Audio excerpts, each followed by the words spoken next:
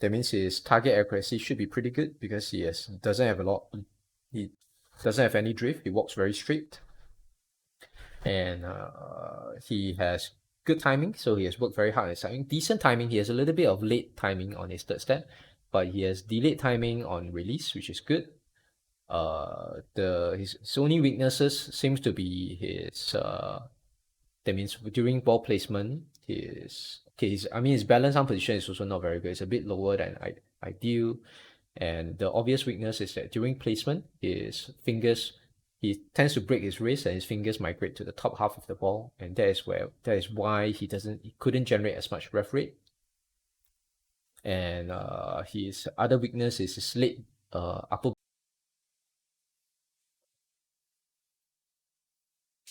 Okay, welcome to another video. So this is a new series that I'm starting, which is analyzing the locals, which means so far I've tried analyzing this subtitle text. Can I zoom?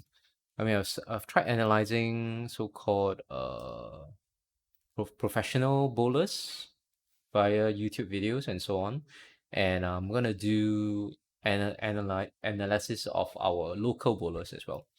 That means so first and foremost is I will try and take videos either of them live playing on, that means real live videos of them bowling while on the lanes. Obviously I have to seek their approval before I do this analysis and post them on the internet, or otherwise I will take a look at clips and videos of that means some other bowlers from other internet social media such as Facebook or YouTube and so on.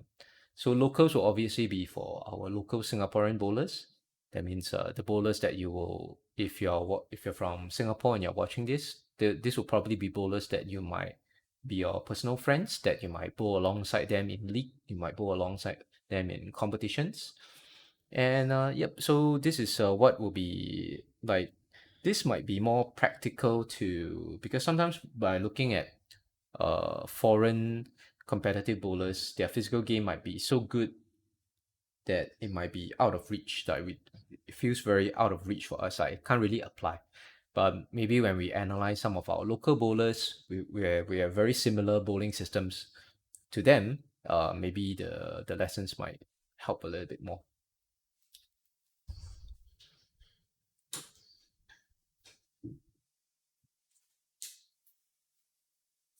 Okay, so this is from Westwood Bowl, and this is a video of Clement, who is a friend of mine, and I got his approval before I did the analysis.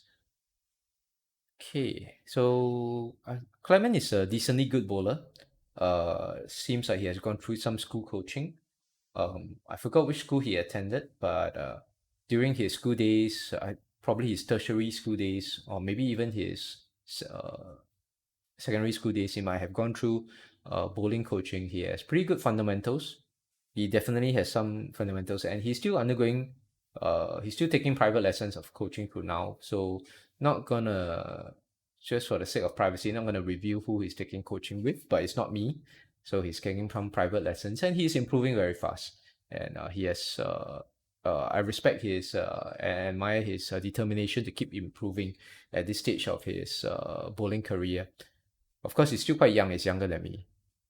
Okay, and let's look from the start. So I'm gonna mute the audio, and seems like I can't do a zoom, so we'll just analyze this as it is.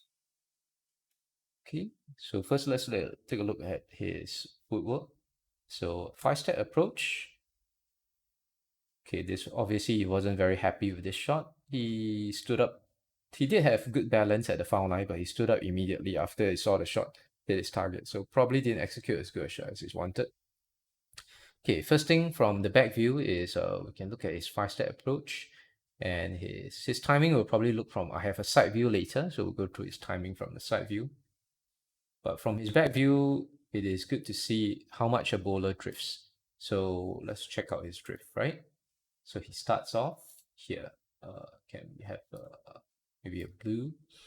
So where okay, if you haven't gone through any formal coaching, uh, so when you attend any formal bowling coaching, right, the one of the first things we'll probably teach is how to where to stand and how to judge where to stand. So how to judge where you stand is by the if you're a right-hander, you have to use the left edge of your left shoe.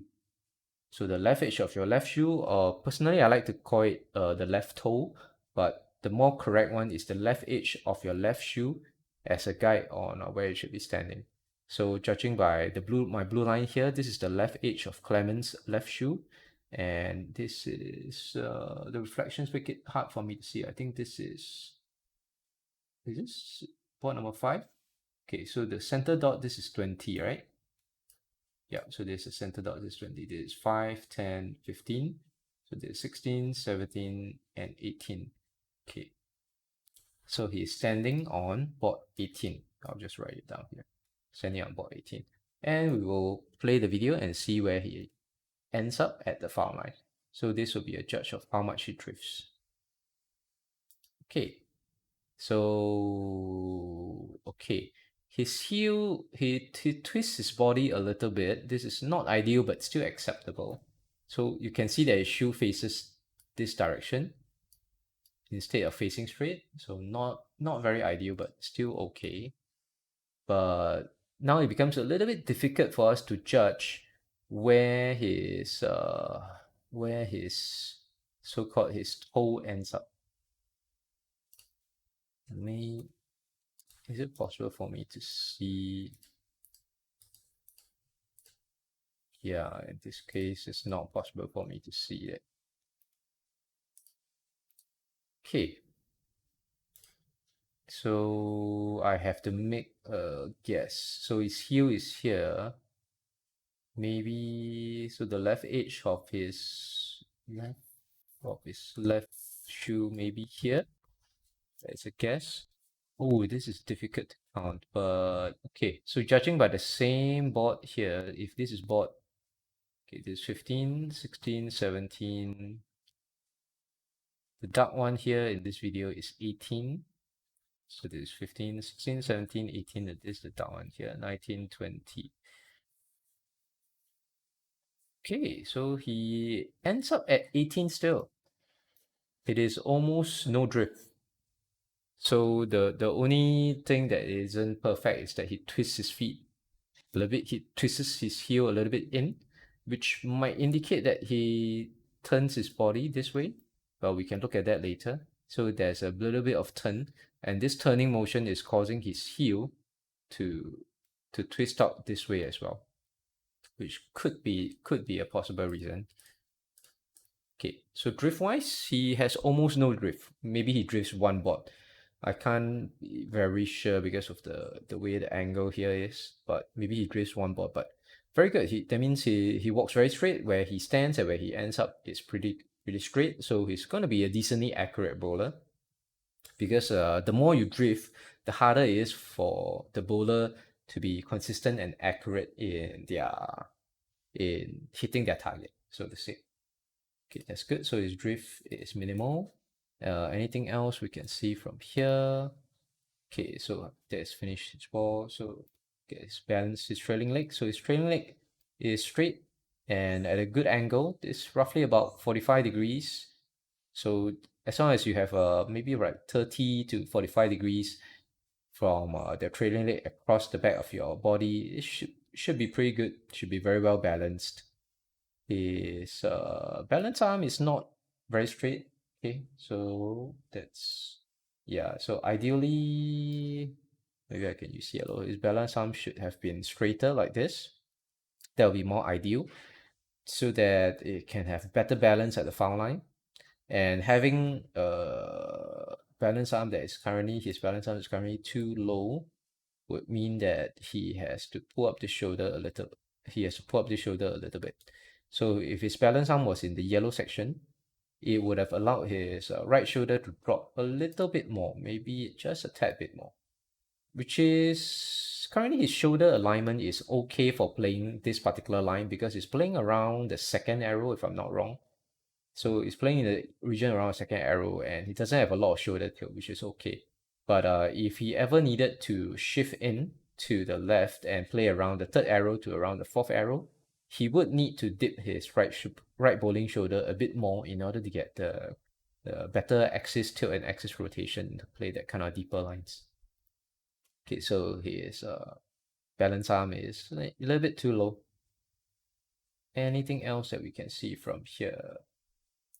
Okay, so let's play the video again. And it's on loop.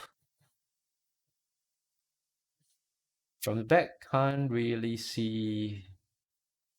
Okay, maybe his hand position. That's good. Okay, so let's reverse a bit. So one of the things that coaches we want to notice is at the back their hand position. That means whether the bowler twists his ball. Okay, maybe I can use an arrow here. So his hand, that means his palm is directly behind the ball. So his palm is directly here. Okay, yellow is okay, right? So his palm is here. So there are some bowlers, which is good. This is what we call the 6 o'clock position. So this is 6 o'clock. This is a 6 o'clock position, which is good. Because some bowlers, they will tend to have their hand, they will turn in and they will have their hand here. And some bowlers will have their hand here, which is not ideal, but when you have your hand in different positions other than the 6 o'clock, it is not as adaptable, because if you have your hand more on the inside compared, that means this is maybe we call this maybe the 5, your fingers will be pointing at the 5 o'clock or 4.5 o'clock position. That means your fingers will be pointing here. So this would tend to cause the bowler to swing this way. That means when they complete, they will tend to not say swing. When they at release, right, they will tend to turn their ball more, and they will be turning their ball actually on the downswing as well. So that is for a bowler who has the hand position on the inside, maybe like 5 to 4 o'clock. And for bowlers who like to position their hands, at the back of their swing, if they like to position their hands here, so maybe their fingers are pointing here, then their fingers are pointing like around maybe 7 o'clock to 7.5 to 8 o'clock. This is still okay, but they don't get their hands on the back of the ball at the top of the swing. So that means it's not really, when they are on their downswing, right, they aren't really directing the ball straight towards their target. They will have a little bit of a vector that is going to the left of their body. So because of this vector, when they release, right, they tend to miss to the left. That is for a person who is having their hand position maybe around the 7 to the 8 o'clock. Like not exactly at the 6 o'clock or the back of their swing. So when they swing down, they would probably not turn anymore because they're already at the side of the ball. But when they release the shot, they will tend to, their hands and will naturally push the shot to the left. And then they will tend to miss left more than other bowlers. So that's another disadvantage of not having the hands at 6 o'clock. So in this video here, we can see that Clement has his hand exactly at 6 o'clock at the back of the top of his swing, which is a very good hand position to be in.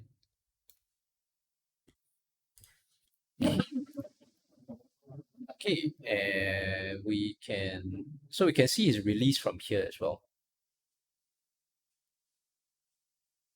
Okay, take a drink.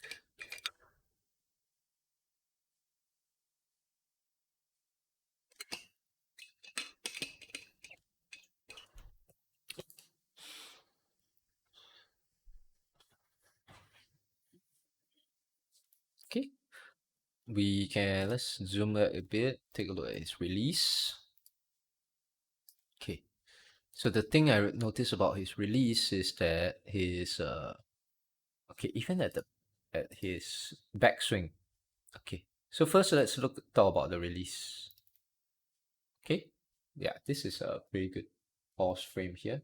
First thing is his fingers. His fingers are around here, which is above the equator of the ball. So it's in the top half of the ball. So this would mean that he isn't, since he's not at the bottom half of the ball, his fingers doesn't travel a lot of distance before the fingers come out of the ball. So the less distance you travel, the less ref rate you can produce. So how you get more ref rate and more power or more lift is by having your fingers in the bottom half of the ball as low as possible. So the more distance your fingers travel before exiting the ball, the more ref rate you'll be able to produce, which is why two-handers can naturally get more ref rate compared to one-handers, because as a two-hander, it's easier for them to get their fingers in the bottom half of the ball, since they have another hand to support. They have their non-bowling hand to support the ball, and it's easier for them to cup underneath the ball. They have the fingers in the bottom half of the ball. So that's why two-handers have higher ref rate. So as a one-hander, it is more difficult to get your fingers underneath the ball, but it's still possible to do so, as we can see from the better bowlers or the high ref rate bowlers. Like I analyzed in my analysis video of Dara, she definitely has her fingers at the bottom half, the lower bottom half of the ball. That's how she can get so much ref rate and power and lift. Okay, so his fingers in the top half of the ball, which reduces Clement's ability to generate ref rate, and it restricts his ability to lift the ball as well. Which is why, as you can see from his ref rate, it is not a lot. So let's play the video and take a look at his ref rate. Okay, it's lagging. So we want to play at the video play. So let's look at his ref rate.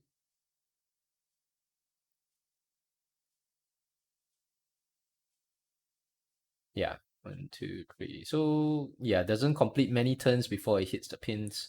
His ball speed is decent, it's decently fast, but his ref rate is not very high.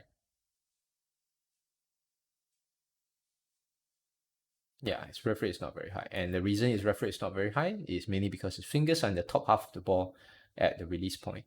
And earlier I saw in this part, we can see in the downswing, like the moment, okay, so even here, even if you see on the downswing, so during release, we already determined that his fingers are in the top half of the ball, not in the bottom. That's why he can't generate as much ref rate. But even during his downswing, you can see that his fingers here is already in the top half of the ball, because this is when his ball is coming down on the downswing. Will it be easier to see? Nope, not that easy to see here. Yeah, maybe easier to see from here. So in this part, his ball is it has passed his feet and is coming up on the backswing. And you can see that his wrist is already so-called broken. That means it already has a broken wrist. His fingers, his hand is more on his hand and fingers are more on the top half of the ball compared to the bottom half or the middle of the ball. And yeah, so his fingers are already on the top half. So even during his placement, during his ball placement and his downswing, his fingers are already in the top half of the ball, and he stays in the top half throughout. So yeah, so that means his weakness, his problem with the position of his fingers starts even after he has placed his ball. Okay, anything else we can see from his back view? Swing. Any tension? Yeah, a little bit of a push on his downswing. Can see? Okay, so let's play a few times. So we're gonna pay attention to at the moment his ball reaches the top of his swing and the speed at which his ball goes down. So, okay, that's lag. That's lag in the video. He has to buffer. So let's let this video play. We're gonna pay attention to when the ball travels out. Yeah, it seems his ball accelerates a little bit on the downswing. Accelerates a little, just a wee bit.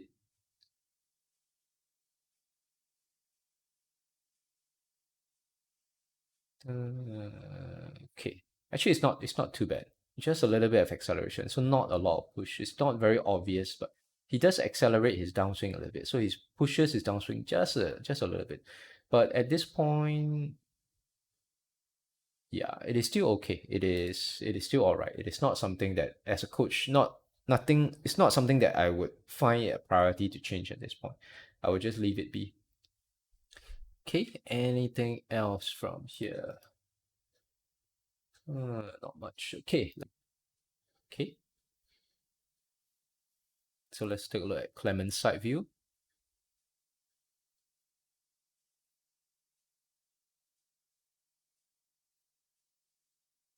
Okay, so from here we can see his timing. Huh. So this is a different shot from the back view. It's obviously a different shot, but he still walks off his shot. So it doesn't. So that means this is a habit that he has, that he doesn't stay balanced at the foul line. Yeah. So this is a habit that he has. So first thing I need to comment on his this habit. That means after he releases his shot, he goes through the arrows and he gets up very soon. Yeah. So this is not very highly recommended. Usually, if you're trying to get better at bowling, we will always recommend that the bowler stay balanced at the foul line, way after the ball has passed the arrows. It is a form of training, and it is good. It is good practice to do because it makes sure, kind of like it drills in the discipline of staying balanced and stable at the foul line, even after releasing the shot. Normally, it is because during like during a competitive match, or when your mind is at like it's focused on the score, focused on the ball reaction, and so that it is very natural for the bowler to forget their discipline of staying balanced at the foul line and walk around and move around very quickly after the shot. But by moving around, you don't get a good view of the path that your ball travels down the lane. So why is it important to stay stable? Is I mean, first thing, it has ensures that you have a good balance. Then you can execute good balance shots all the time, and it also ensures that your eyes are looking down the lane, paying attention to the ball as it travels through. So you want to pay attention to the ball as it travels through the front part of the lane, the arrow zone, the middle part of the lane, and of course, pay attention to the ball as it moves into the pocket. That means on the during the break point area and the back part of the lane. Because paying attention to your ball motion is how you detect the tactical side of bowling. That means how you detect whether you throw a good shot, whether you hit a target. That's number one. And of course, how your ball is reacting on the lane.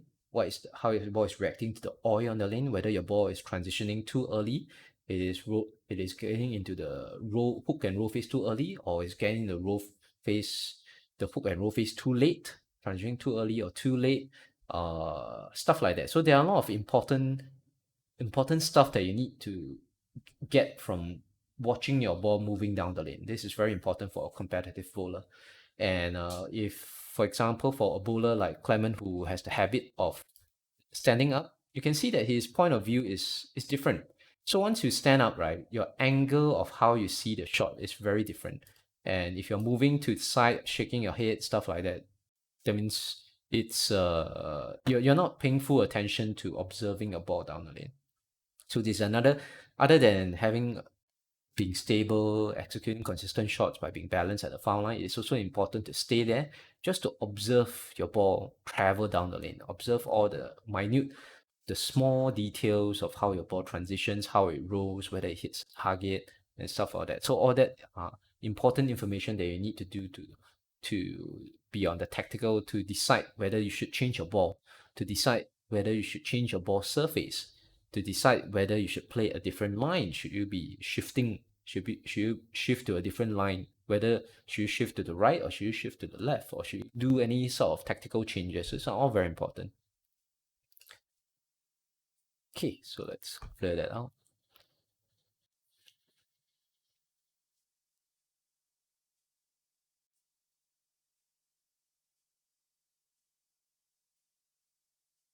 Okay, so first thing, let's look at his swing.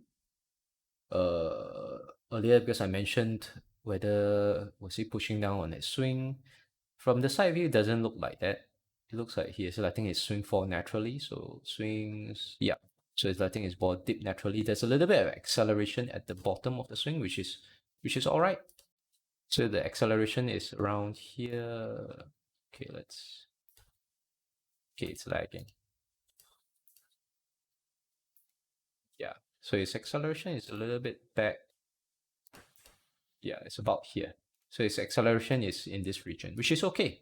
So this region acceleration is acceptable. Even Daria Payet, such a top level bowler, she has a little bit of acceleration at the bottom of the swing, so that it helps her to accelerate through and get a higher ref rate and higher amount of power and lift on the shot as she follows through the ball.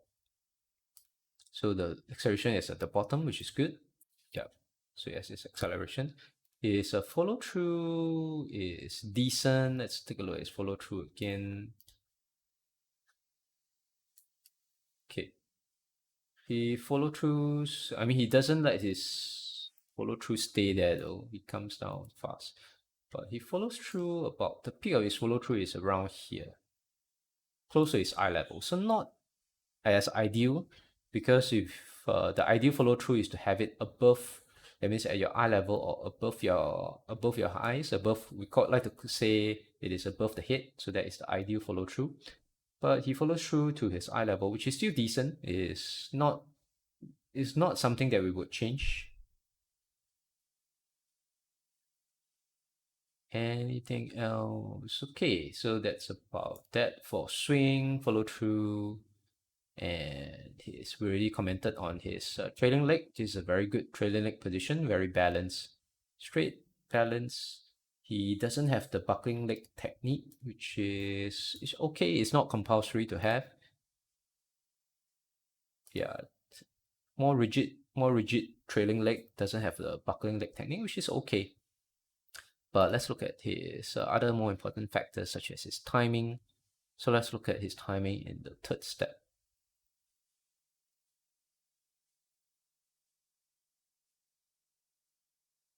Okay, so his timing in the third step looks pretty decently good. So this is the result of his training. 1, 2, 3. Okay.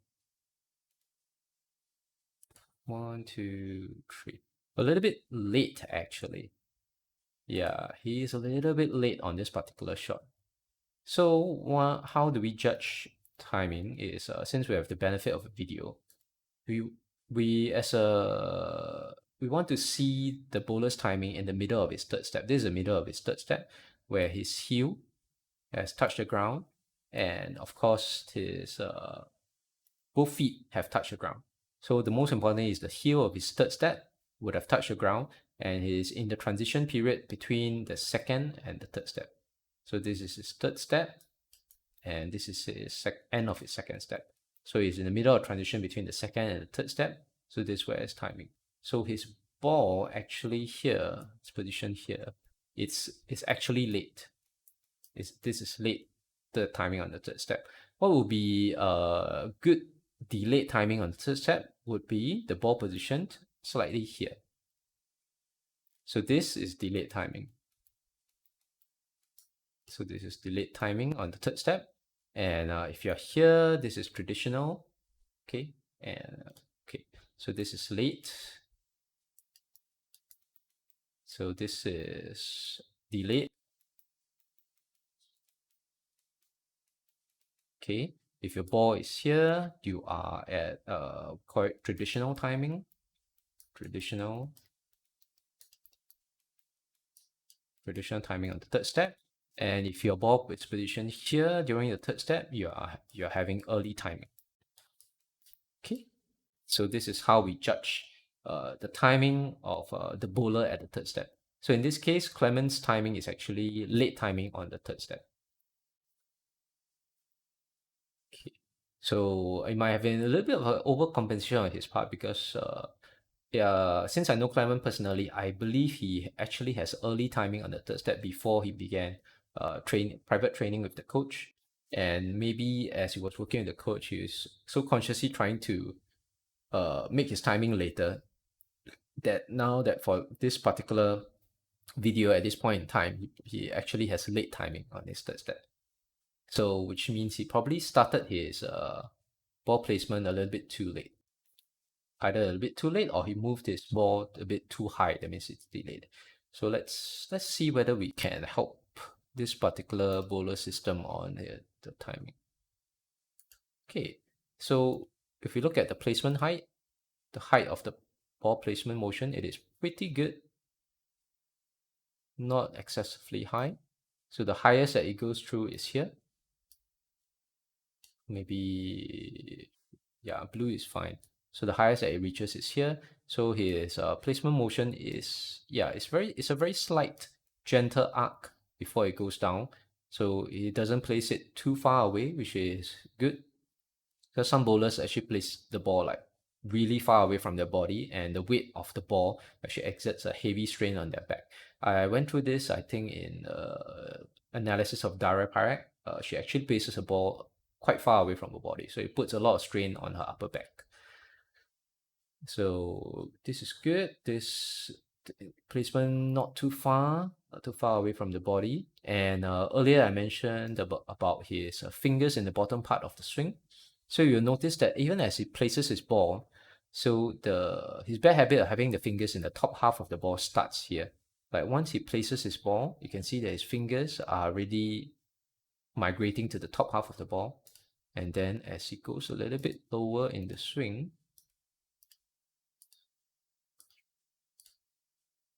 yep, you can see that it's already on the top half of the ball. His fingers are on the top half. So this is the center line of the ball. His fingers are maybe not so accurate. The center line of the ball is about here. His fingers are already in the top half. And so this continues as he swings his ball back. So his fingers here are already in the top half of the ball. This is the center line of the ball. His fingers are already in the top half of the ball during his downswing. So during his ball placement and on the downswing, his fingers are already in the top half of the ball. And obviously, since once the ball is in motion, it is difficult to do any changes to the position of your hand or your fingers. Like unless you do some weird motion at the top of your swing where you do a cup, which is not advisable, because by doing this, you are exerting a lot of tension in your swing and everything is not it's not relaxed and not natural. So he has to solve this problem in the beginning part during his placement, how he holds his ball, the weight distribution of the ball weight during when he holds it. So yeah, that means during his stance, maybe we can take a look. So this is his stance. Okay, this is before it moves his ball. So you can see from here, ball weight. So this is the center of the ball. CG is something here. Okay, so where he positions his weight during his stance is actually okay, because you can see here it is around the base of his fingers. The CG directly goes underneath the base of his fingers, so he's supporting the ball weight pretty well. So his problem comes during the motion of placing the ball. So when he places immediately here, you can see that in this part immediately his fingers are already migrated from a good position when he was holding the ball in his stance to a bad position when his ball is going on the downswing. So his problem is here. He has to fix this issue here. So okay, so that is that.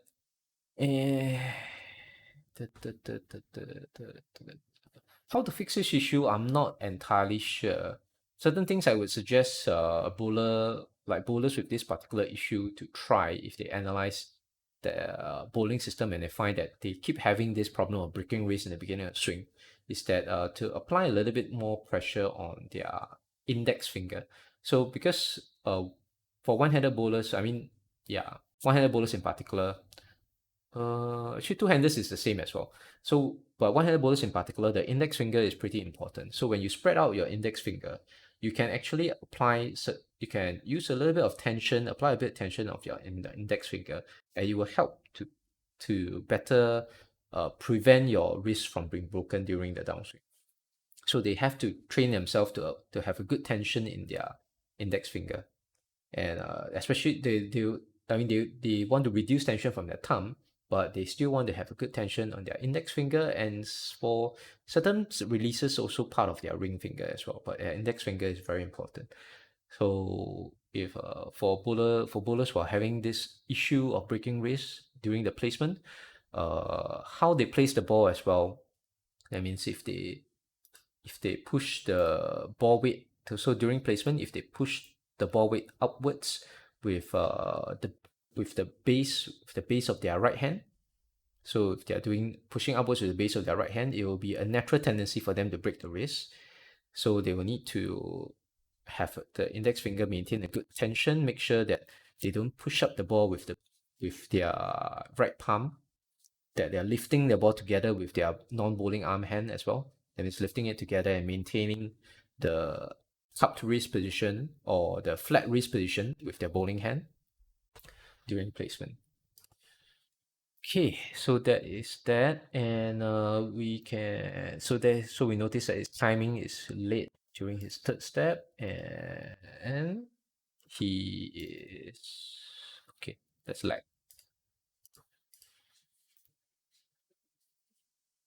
Yeah, so I have to let this video replay. So I actually think he has late timing on release. Let's take a look. So we're trying to spot for when his slide stops. Okay, looks delayed on release. Oh, actually looks delayed. It's delayed to a little bit late on release. 2, 3, 4. Sorry. Okay, so I'm not fast enough. 2, 3. Start. Yeah, actually it's okay. It looks delayed on release. This is fine. So his sliding feet stops at this point, and his ball is positioned here. Behind his trailing leg. So he has about probably 1, 2. This is because this is not exactly from the side, so I can't. It's not. There's a little bit of parallax error. It's not to scale. He has about at least 2 to 3 ball lengths. Enough time for him to execute a good release. So his timing wise is okay. So it's still delayed at the foul line. A little bit late though, because normally the ideal timing would be once your sliding feet has stopped, the ball should be exactly at the thigh of your trailing leg. Can't really tell. Yeah, so it's about there. Yes, delayed timing at the foul line, which is good. Nothing that we could change, though. We would encourage you maintain this. Other than that, okay, his weight transfer. So let's look at his position of his weight. Found like this is good. This is CG of his upper body. It is directly close to, so this is not a very straight line. So CG of his upper body around here. If you draw, it's not a very straight line. So it's close to the base of his feet. So going through his the knee of his sliding feet, and then being directly aligned with the base of his feet, base of his sliding feet. So it's very well positioned, very good balance. He obviously doesn't have any balance issues, just that he has a habit of moving around after he has released his shot, which is yeah, it's a bad habit, can be corrected, but it's not overly critical. That means during delivery his body is balanced and he can deliver a good balanced shot. Okay, and let's maybe check out his weight transfer, his upper body weight transfer.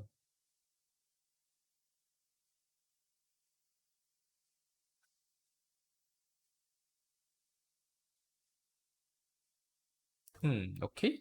So his upper body weight transfer seems very good. That means he's not moving his upper body early. Just a tad bit. Maybe a tad bit. Not very noticeable. One, two. Yeah, just a tad bit, not very noticeable.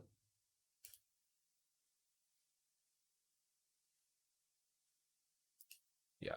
Mostly he starts moving his upper body at the downswing, which is about here.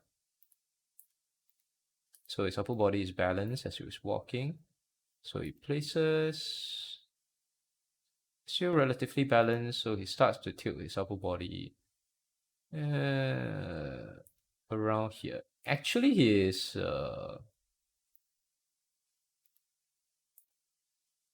yeah, upper body movement not a lot, but nothing that we would change there. His weight transfer forward seems to be good enough. So ideal. That means he's not moving his upper body too early. He's waiting for the ball to reach his downswing around here before we can see some tilt in his upper body. So he has a little bit of tilt from here to here. That means if you look at him when he's standing, it's somewhat straight, but it could be maybe due to my camera angle as well, because I'm taking the camera angle from here, and as he moves forward, I don't get a good angle. So it's not fair for me to judge whether his body is tilted, but from what I see here, it seems like there's no issue.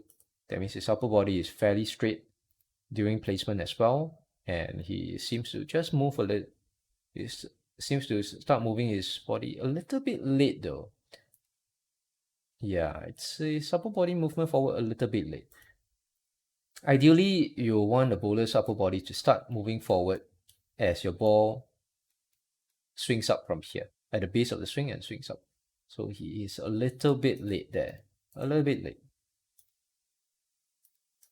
Yeah, a little bit late. So actually, if you are looking for a very good bowling position to be in, normally in this position, when the ball is almost in the top half of the swing, the upper body should be tilted a little bit more forward. Of course, not fully 45 degrees. For one-handers, it is not recommended for them to have as much upper body tilt as compared to two-handers, but they should still strive to have an upper body tilt of around probably 50, at least 50 degrees. 45 is a bit too much, but at least 50, 60 degrees. So it's more recommended for a bowler to have a little bit more upper body tilt at this particular point of his swing.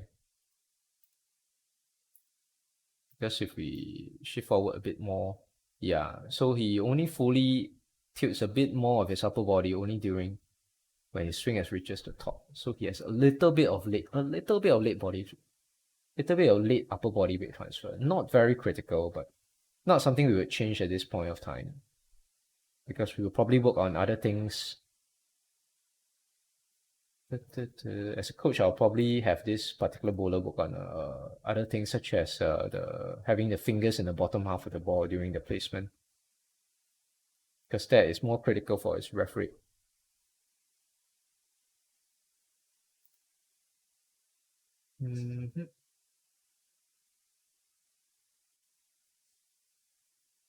So a little bit of late upper body weight transfer, but not game breaking. Still okay, but having a little bit more. Yeah, it is a little bit late.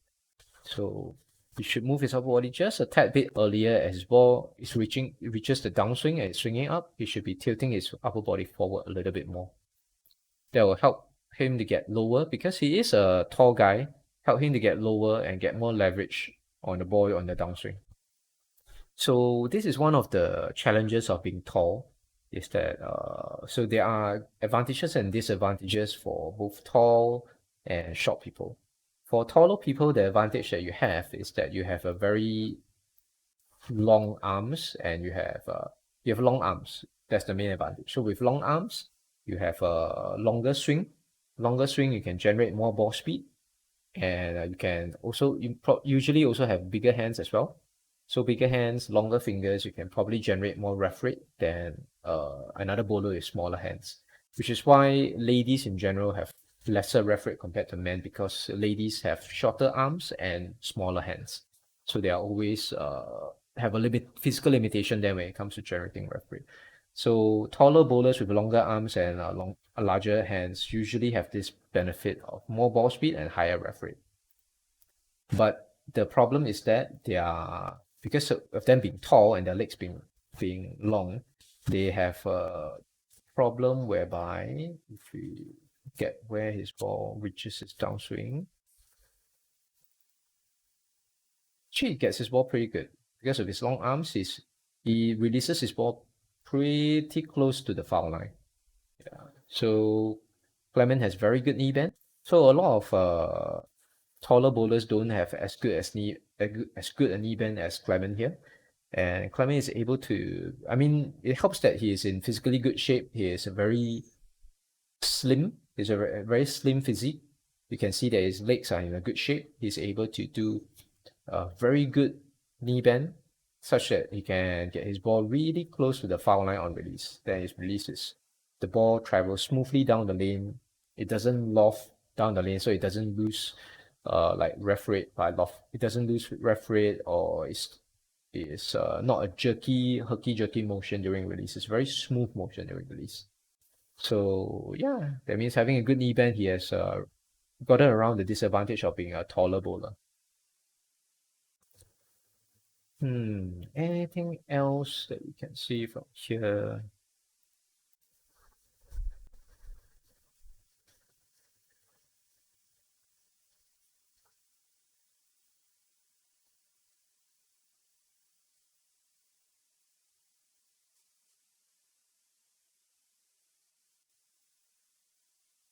Yep, nothing much. Nothing much I can see. Maybe his footwork. Yeah, pay attention to his footwork. To Okay, the spacing of his footwork. Let's take a look at his spacing.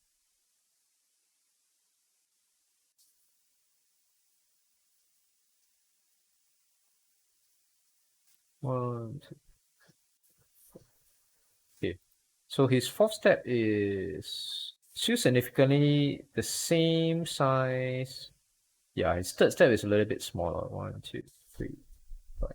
So his third step is smaller than his fourth step. So this is 1, 2, 3, 4, 5. If we notice that his third step seems to be about the same size or slightly smaller than his fourth step, which is not ideal. Usually what we will recommend is for bowlers to have first 3 steps is of their normal walking distance. That means how you normally walk. You want to walk naturally during your first 3 steps, which is why you want to have this, because walking naturally during your first 3 steps would help your upper body to stay balanced, because you don't want to have early or late upper body weight transfer. So your upper body weight transfers only starts when your ball reaches the downswing for a one-hander. And this is why we recommend bowlers to have a good first 3 steps to walk in their natural, the natural distance, not too long, not too short, something that's very natural for their body. And to have the fourth step to be the smallest, fourth step to be small, so that it actually accelerates, so that they can position themselves quickly into a slide.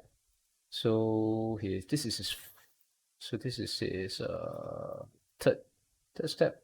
Actually, his third step is not too small. It's okay, but the problem is that his fourth step is a little bit large, right?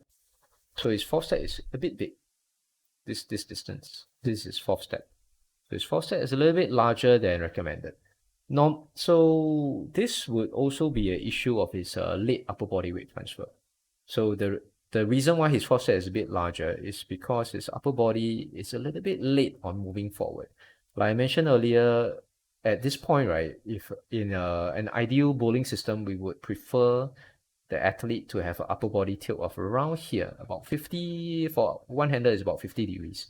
So if the bowler's body system had more upper body tilt at this point in the fourth step, his fourth step would naturally be smaller. That means because you'll be walking, because your hips will be positioned this way, so you'll be walking downwards, and because you're walking downwards into the lane, it's very natural for the feet to be here instead. For the fourth step to be smaller, fourth step to be here. Wait, am I looking at it correctly? Yeah. So his fourth step is smaller. Let's reverse a bit. So his fourth step is smaller, then he can actually have a longer slide. So a longer slide will give him more leverage at the foul line as well. Because by having a longer slide, you have more time as well for your fingers to be, for your more time in a downswing to execute a good release. You have a longer flat spot. So at the same time, if you have a smaller fourth step and a longer slide, you can execute more power, more acceleration during your slide. So you can, you can actually accelerate the ball further faster during the release as well. using a smaller fourth step. So we call this the fourth step the power step, because this is where most bowling system generate the most power from. So because his fourth step is not as small as ideally it should be, his power step is not as efficient, and he has less power during the release. But from what I can see, why his fourth step is naturally bigger than what we would like to see is because of his late upper body weight transfer. Because if his upper body weight transfer is on time, his fourth step will naturally be smaller because his body will be walking downwards into the lane. And when it is smaller, he will also naturally have a longer fifth step, a longer slide. Okay. So that's about it. So in general, if we look at Clement's bowling system, it is generally very good. He has almost zero drift. That means his target accuracy should be pretty good because he doesn't have any drift. He walks very straight, and he has good timing. So he has worked very hard on his timing. Decent timing. He has a little bit of late timing on his third step, but he has delayed timing on release, which is good. His only weaknesses seems to be that means during ball placement, his balance arm position is also not very good. It's a bit lower than ideal. And the obvious weakness is that during placement, his fingers, he tends to break his wrist and his fingers migrate to the top half of the ball. And that is why he couldn't generate as much ref rate. And his other weakness is his late upper body weight transfer. So he's a little bit late in tilting his upper body forward. And because of that, late upper body weight transfer, his fourth step is bigger than an ideal system. So his power step is not as efficient as well. Okay, so that's it. Thank you very much for watching this video. It has been almost an hour-long analysis as well. So there are a lot of subtle things, and it's not easy to see all these subtle things. I might be missing out a lot as well. I mean, a coach that's better than me could probably catch more subtle areas of his game that needs improvement. But so far, this is the best that I can do. Hope anyone who's watching this learned something from this. And thank you very much. Thanks to Clement for allowing me to record and review his physical game. And have a good day, guys. Thank you.